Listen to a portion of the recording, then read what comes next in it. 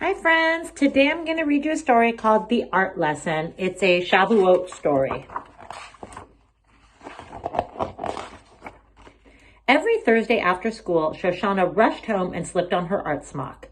Drips of dried blue and silver paint ran down its sleeves. Spotches of pink and purple exploded like fireworks across the front. Bits of clay, gold glitter, sequins, flecks of crushed crayons, and streaks of ink covered it from top to bottom. Shoshana loved her smock. Each splatter, smudge, and stain reminded her of an art project she made in Grandma Jacob's art studio.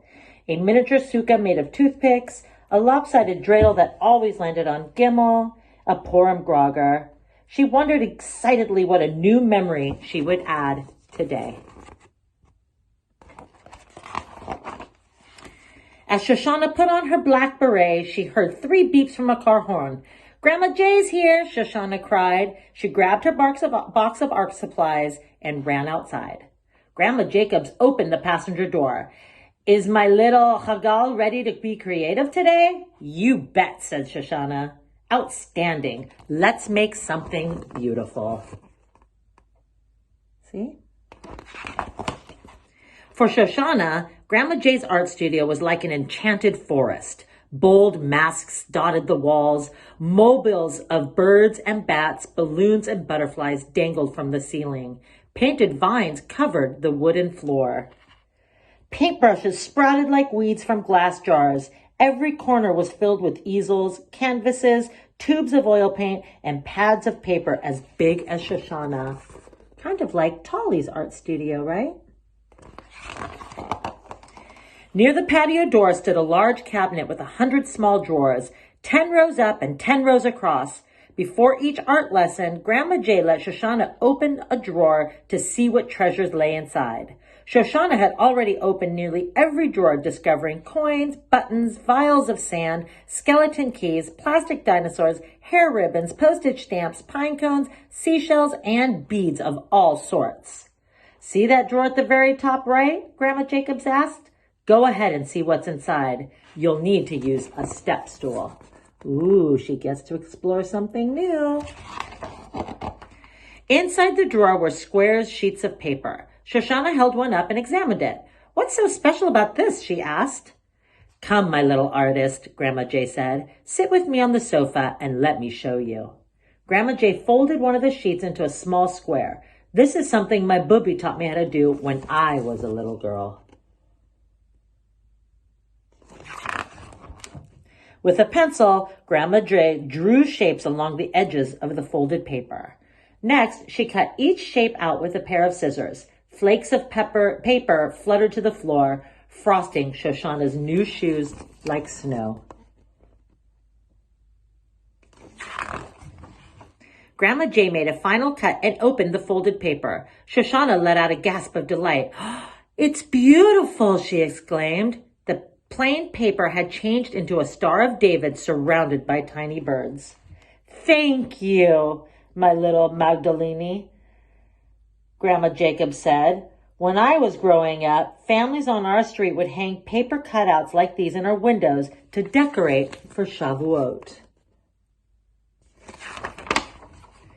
Grandma Jay carefully lifted 3 paper cuts from a wooden chest. Shoshana's eyes widened. "On Shavuot, we celebrate the spring harvest. This one shows God's gift of the Torah. Some people stay up all night studying the Torah on the night before Shavuot." "This paper cutout is for you, Shoshana. Your name means rose in Hebrew." "I love it," Shoshana said. "I want to make a bouquet of roses too." And for the rest of that afternoon, that's what Shoshana tried to do. Snippets of paper flew everywhere, landing in her hair, filling the pocket of her smock, and covering Krasner, her grandmother's calico cat. But no matter how many times Shoshana folded and snipped, traced and trimmed, she didn't see the roses when she opened up her creation. All she saw was a paper filled with holes. Grandma Jay saw Shoshana set down her scissors across her arms with frustration. "May I see what you've done?" She gathered Shoshana's cutouts and taped them to the patio door. The late afternoon sun shined through. Oh, my little pasaro, Grandma J said. These are fabulous. Grandma J pointed to a paper cut. What do you see when you look at this one? She asked. Shoshana frowned and shrugged. It reminds me of the time we saw a flock of geese flying over the lake, her grandmother said. Shoshana looked a little bit closer. A hint of a smile appeared across her face. This time, she pointed to one of the paper cuts. There's a honeycomb filled with bees. See, if you look really closely, you can see things you didn't see the first time. Yes, I see it too, Grandma J exclaimed, giving Shoshana a high five. Suddenly, Shoshana could see pirate ships, fields of flowers, schools of fish, and a hot air balloon. Grandma J bent down gently, cupped Shoshana's chin. See, every paper cut is different. Every paper cut is special, just like you. At home, Shoshana taped her paper cuts to the bedroom windows to decorate for Shavuot. She hung up her smock and she smiled. Many, many Shavuot holidays passed and Shoshana became a grandmother herself. Every Thursday after school, her granddaughter, Hannah, came to her studio wearing a smock and a beret, ready for an art lesson. Grandma S., what should I draw open this time? Hannah asked as she stood before the large cabinet.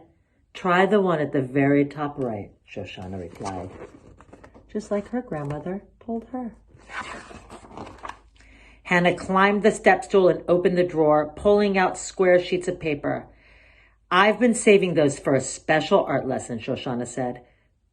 Come sit with me on the sofa and let me show you. I hope you enjoyed the story, and I hope you try making paper cutouts yourself.